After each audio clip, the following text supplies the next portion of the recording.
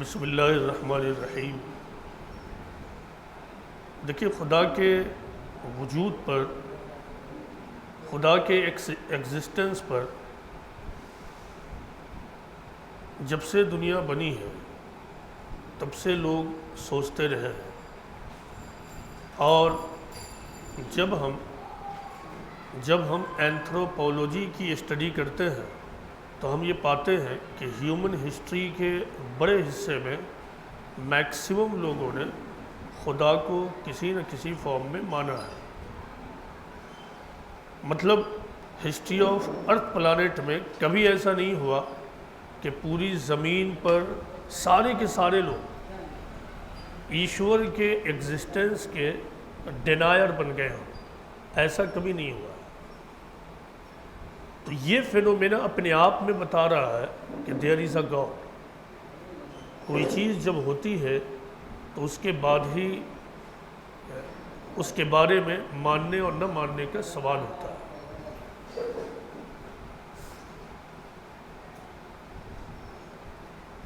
اس دنیا میں دو بڑے سبجیکٹس ہیں، ایک فلاسفی اور دوسرا ریلیجن۔ فلاسفی کا جو ڈیفینیشن ہے وہ ہے the study of the general and fundamental question about existence, knowledge, mind, values, reason۔ تو یہ فلاسفی کا سبجیکٹ ڈیفینیشن ہے۔ بٹ ان ریئلٹی فلاسفی ہمیشہ سے خدا کی تلاش میں رہی ہے، ان سرچ آف گاڈ رہی ہے۔ بٹ انفارچونیٹلی فلاسفی کو کبھی اس راہ میں کامیابی حاصل نہیں ہوئی۔ موجودہ زمانے کے ایک بہت بڑے فلاسفر گزرے ہیں، انگلش فلاسفر برٹن رسل۔ ان کے بارے میں کہا جاتا ہے he is a philosopher of no philosophy, یعنی وہ ایک ایسے فلاسفر تھے جن کی کوئی فلاسفی نہیں۔ یہ مثالیں اور ایگزامپلز ہمیں بتا رہی ہیں کہ فلاسفی اس معاملے میں ناکام ہو گئی۔ لیکن اب کوشچن یہ ہے کہ فلاسفی کیوں فیل کی؟ فلاسفی ایگزسٹنس آف گاڈ کی ڈسکوری میں کیوں فیل ہوئی؟ اس کی وجہ ہے فلاسفی کا میتھڈ۔ فلاسفی کا میتھڈ، فلاسفی نے جو میتھڈ اپنایا وہ تھا ڈائریکٹ آبزرویشن کا، کہ ہم گاڈ کو ڈائریکٹ آبزرو کریں گے۔ بٹ اس دنیا میں ایسا معلوم ہوتا ہے کہ پریزنٹ ورلڈ میں خدا کو ڈائریکٹلی آبزرو کر لینا انسان کے لیے پاسبل نہیں ہے۔ تو یہ فنڈامنٹل ریزن ہے فلاسفی کا ڈسکوری آف گاڈ میں فیل ہونے کا۔ دوسری طرف سائنس کو لیجئے، جب ماڈرن سائنس کی بگننگ ہوئی تو کچھ لوگوں نے یہ کہنا شروع کیا کہ اب ہمیں گاڈ کی، ایشور کی، اللہ کی ضرورت نہیں ہے، کیونکہ ہمیں سب کچھ سائنس دے رہی ہے، ہمارے تمام کوشچنز کا آنسر سائنس دے رہی ہے۔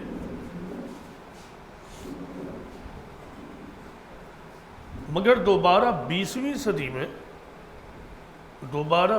صدی میں یعنی 20th سینچری میں جب سائنس پہنچتی ہے تو بڑے بڑے سائنٹسٹ نے یہ کہنا شروع کیا کہ ہماری یونیورس اپنے میکینیکل ایکسپلانیشن کو ایکسیپٹ نہیں کر رہی ہے۔ ہماری یونیورس، ہمارا برہمانڈ اپنے بارے میں میکینیکل ایکسپلانیشن کو ایکسیپٹ نہیں کر رہی ہے۔ اٹ مینس ہمیں کوئی اور فیکٹر ڈھونڈنا ہوگا۔ پھر وہیں سے تھیوریٹیکل فزکس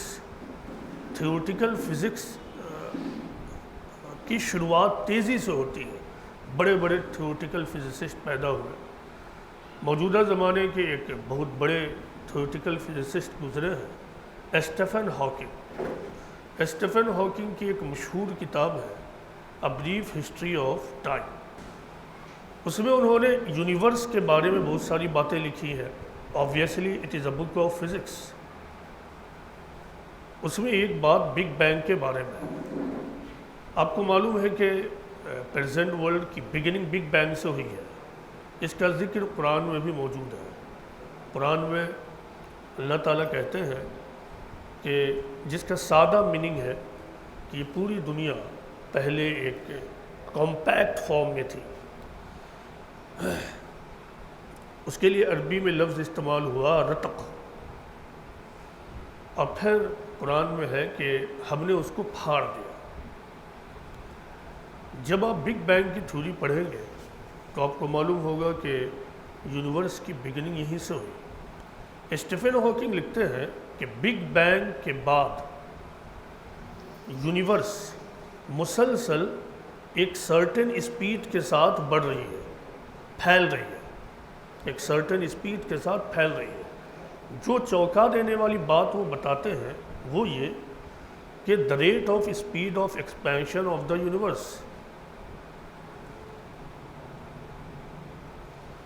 اتنا ایکوریٹ ہے کہ یونیورس دوبارہ ریکولیپس نہ ہونے پائے.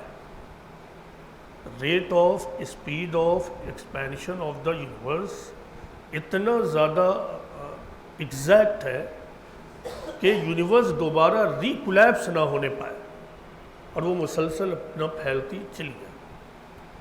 پھر اس طرح کی چیزوں کو ایکسپلین کرنے کے بعد وہ لکھتے ہیں کہ یہ بتانا بڑی ڈیفیکلٹ ہے کہ ہماری یونیورس ایسی کیوں ہے. ہم صرف یہی کہہ سکتے ہیں کہ یہ گاڈ ہے جس نے چاہا کہ ہم جیسے انسان اس ارتھ پلانٹ پر رہیں، پیدا ہوں. تو یہ اسٹیٹمنٹ موجودہ زمانے کے ایک بہت بڑے فزسسٹ اسٹیفن ہاکنگ کی ہے. تو موجودہ زمانے میں یہ بات کلیئر ہو گئی کہ اب خدا تک پہنچنے کے لیے جو راستے ہیں فلسفی کے پاس بھی نہیں، سائنس کے پاس بھی نہیں. اب دوبارہ پھر ایک ہی چیز بچتی ہے اور وہ ہے ریلیجن، دھرم. دوبارہ انسان کو دھرم ہی کے پاس آنا پڑا. لیکن ایک بات اور ایکسپلین کر دوں کہ سائنٹسٹ کمیونٹی کے ساتھ ایک پرابلم ہوتا ہے کہ وہ کبھی بھی اس طرح کی چیزوں کو بہت ہی اوپنلی نہیں بول سکتا ہے. تو اس لیے وہ جنرلی اشارے میں بات کر چپ ہو جاتا ہے. تو ہمیں دوبارہ ریلیجن کے پاس آنا ہوگا. میں نے پہلے ہی یہ کہا کہ فلسفی کے فیل ہونے کی وجہ کیا ہوئی؟ Method, wrong method. They wanted to see God directly, but it is impossible in the present world. Science بھی شروع میں یہی چاہتی تھی، بلکہ سائنس نے 2 قدم آگے جا کر کلیم کر دیا کہ we don't need any God. But اب سائنس کہتی ہے کہ اب میکینیکل ایکسپلانیشن یونیورس قبول نہیں کرتی ہے. اس سلسلے میں گیلیلیو گیلی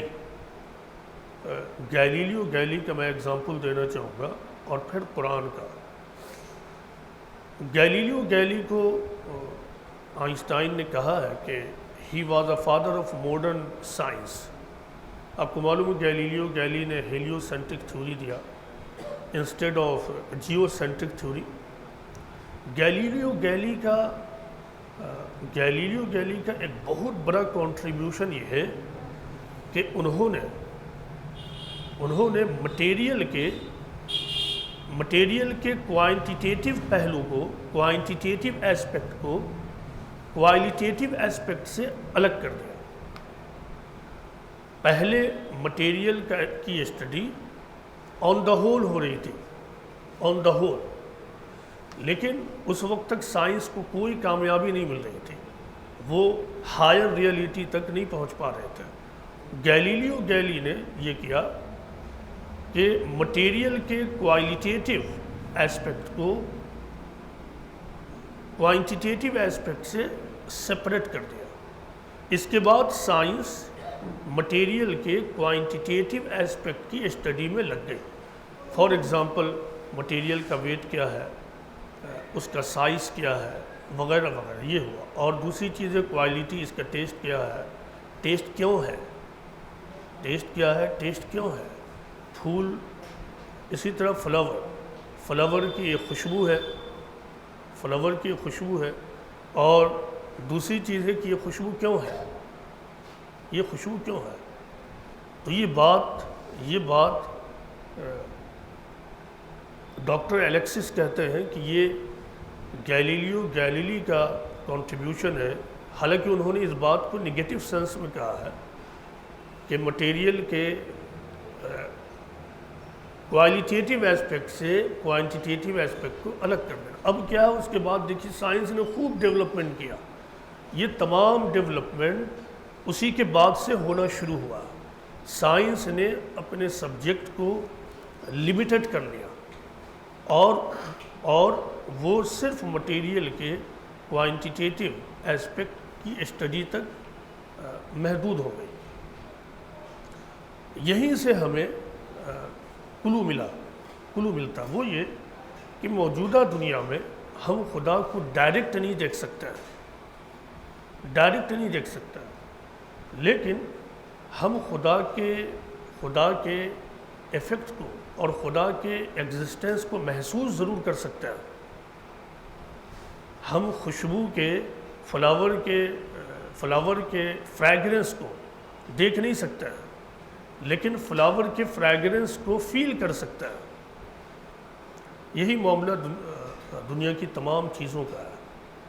یہیں سے یہ پوائنٹ ملا کہ اس دنیا میں خدا کو، چونکہ خدا ایشور ہائر ریئلٹی ہے، قرآن یہ بتاتا ہے کہ موجودہ دنیا کو خدا نے اس لیے کریٹ کیا ہے کہ انسان کا ٹیسٹ لیا جائے کہ وہ اپنے خدا کو ڈسکور کرتا ہے یا نہیں۔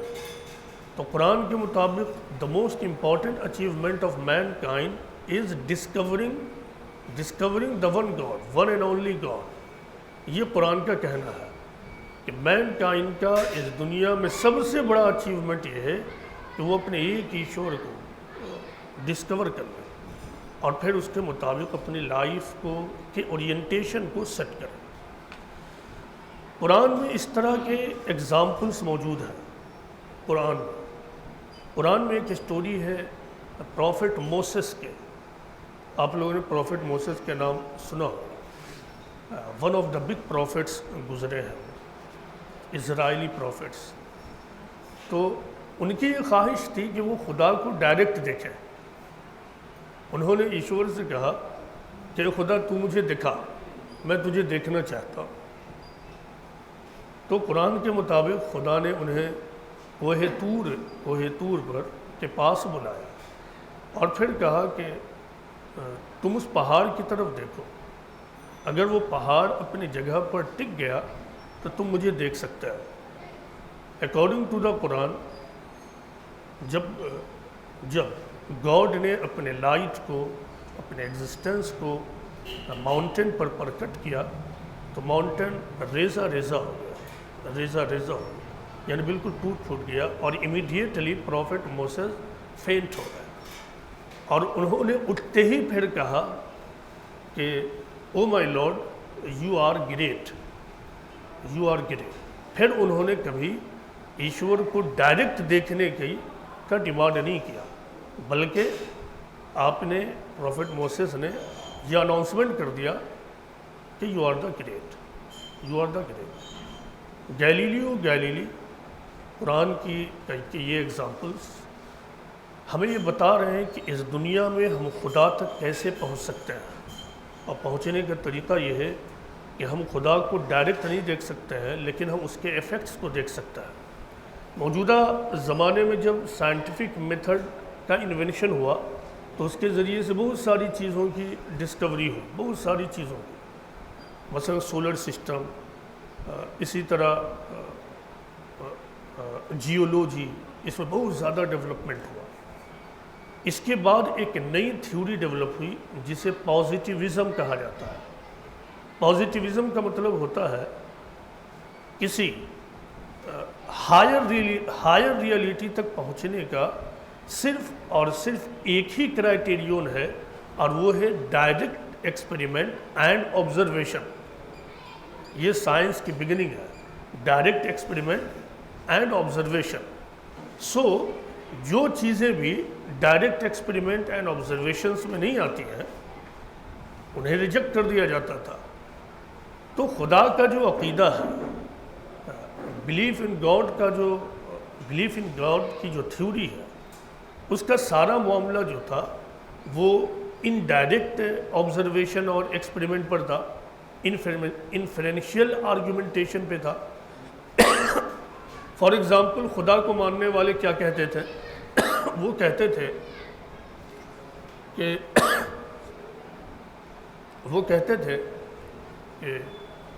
there is a design in the universe. There is a design in the universe. تو کائنات میں، برہمانڈ میں ایک ڈیزائن ہے، اس لیے اس کا ایک ڈیزائنر بھی ضرور ہے۔ تو یہ وہی ہے انفرینشیل آرگومنٹیشن۔ لیکن سائنس کیا کہتی تھی؟ سائنس کہتی تھی یہ نہیں چلے گا۔ سائنس نے کہا کہ یہ جو آرگومنٹیشن کا طریقہ ہے it is baseless method and we the science rejects it. لیکن یہ بات اسی وقت تک رہی جب سائنس کی فیلڈ میکرو ورلڈ تک لمیٹڈ رہی۔ جب سائنس کی فیلڈ میکرو ورلڈ تک، میکرو ورلڈ مطلب یہ ہے کہ جو چیزیں آنکھوں سے دکھ رہی ہیں، فار ایگزامپل سولر سسٹم یا اس طرح کی اور چیزیں، تو جب تک میکرو ورلڈ تک سائنس لمیٹڈ تھی تب تک تو یہ بات چلی۔ لیکن جیسے ہی سائنس مائکرو ورلڈ میں انٹر کرتی ہے تو ان کی یہ ساری آئیڈیولوجی سڈنلی ڈسٹرائے ہو جاتی ہے۔ کیونکہ ابھی یہ دیکھا جا رہا ہے کہ اس دنیا میں نیومرس تھنگس ہیں، کاؤنٹلیس چیزیں ہیں جنہیں ہم ڈائریکٹلی آبزرو نہیں کر سکتے ہیں، ہم ڈائریکٹلی ایکسپریمنٹ ان کا نہیں کر سکتے ہیں، بٹ اسٹل دے ایگزسٹ، لیکن وہ ایگزسٹ کرتے ہیں۔ For example German scientist Röntgen جب کیتھوڈ اور اینوڈ پر ایکسپریمنٹ کر رہے تھے تو اس درمیان انہوں نے پایا کہ شیشے کے اوپر کچھ ریڈیشنز ہیں۔ جو ایکسپریمنٹ کر رہے تھے اس کے کچھ دوری پر وہ شیشہ تھا، اس میں انہوں نے کچھ ریڈیشنز فیل کیا، لیکن ایکسپریمنٹ اور اس شیشے کے درمیان ڈائریکٹ کوئی ریلیشن نہیں تھا، اور اس وجہ سے، لیکن وہاں ریڈیشن تھی۔ انہوں نے بتایا کہ یہاں ایک ریڈیشن ہے جو 1,86,000 میل پر سیکنڈ کی رفتار سے جرنی کر رہی ہے، لیکن اسے کوئی دیکھ نہیں سکتا، اور ایکس ریز کے اس اننون نیچر کی وجہ سے انہوں نے اس کا نام ایکس ریز رکھ دیا۔ ایکس ریز نام ہی اسی لیے پڑا۔ پھر سائنس اور بڑھتی ہے، ایٹومک اسٹرکچر کی بات آتی ہے، بلیک ہول کی بات آتی ہے۔ اب فائنلی سائنس نے اعلان کر دیا کہ ڈائریکٹ ایکسپریمنٹ اینڈ آبزرویشن کے علاوہ انڈائریکٹ ایکسپریمنٹ اینڈ آبزرویشن بھی ایک ویلڈ آرگومنٹیشن ہے۔ اب انسان کے پاس خدا تک پہنچنے کا جو آتھینٹک سورس ہے وہ ہے ریلیجن۔ اب ہمیں یہ طے کرنا ہے کہ ریلیجن کا ادھین کریں اور پھر ہم اپنے ایک ایشور کو ڈسکور کر اس کے تئیں اپنے لائف کو اورینٹیشن دیں۔ ایز فار ایز قرآن از کنسرن، قرآن یہ کہتا ہے کہ قرآن اس ورلڈ کے کریشن کا ریزن بتاتے ہوئے ایک بات یہ کہتا ہے کہ خلق الموت والحیات لیبلوکم ایکم احسن عملا، یعنی ہم نے تم کو، یعنی انسانوں کو اس لیے پیدا کیا ہے تاکہ ہم یہ دیکھیں کہ کون گڈ ڈیڈ کرنے والا ہے اور کون بیڈ ڈیڈ کرنے والا ہے۔ قرآن میں بار بار یہ بتایا گیا ہے کہ مین کائنڈ یونیورس پر پاؤنڈر کرے، تھنکنگ کرے، وہ اپنے خدا کو ڈسکور کرے۔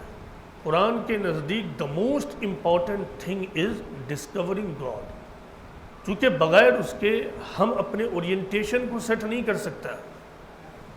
یا تو ہم ڈائریکشن لیس لائف گزاریں، یا پھر ہم اپنی لائف کے لیے کوئی ڈائریکشن سیٹ کریں۔ اور ہم تمام لوگ جانتے ہیں اپنے چاروں طرف کے آبزرویشن سے کہ no one is going to stay here eternally, very soon ہم تمام لوگ مر جائیں گے۔